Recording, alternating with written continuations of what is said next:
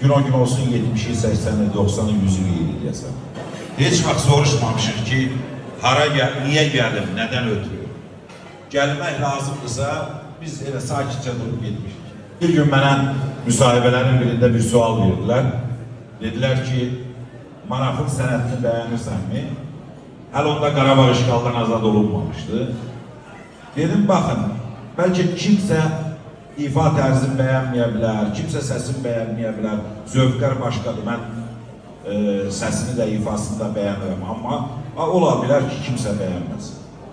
Amma Qarabağdan qaçqın düşüb, burada bundan əvvəl Nadir qardaşımız da çıxış elədi. Manaf və Manaf kimlərin timsalında o Qarabağın adı yaşadı. Xatirələrdən, düşüncələrdən, insanların beynindən silinməyə qoyulmadı. Hər gün Qarabağ deyib ağladı. Hər məclisdə, hər toyda. Buna görə sənə minnətdaram. Və arzu edirəm, sən bir gün Azərbaycanın dəyərli sənətkarı kimi 70 illik yubileyində Respublika səviyyəsində qeyd olunsun. Bu mənim arzumdur dost kimi. Olacaqmı, olmayacaqmı? Amma əminəm ki, bir dost kimi mən 70 ilində də səni böyük sənətkar kimi, mənim üçün beləsən, mən belə qəbul edirəm, niyəsini də dedim. Heç kim Qarabağın adını çəkməyəndə ən kiçik kafelərdən tutmuş, ən böyük toy məclislərinə qədər hər yerdə Qarabağ deyilir. Buna görə sənə minnətdaram. Öpürəm, bağırma basıram, 100 yaşa deyirəm. Var olasın.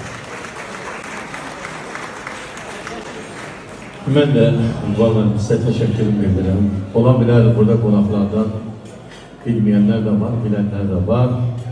Çünki mən siyasət adamı deyiləm, müğənniyəm, amma İqbal Ağazadə mənim ellimdir, obamdır və fəxr edirəm ki, mənim elim obamın belə oğlu var və biz dost olmuşuq.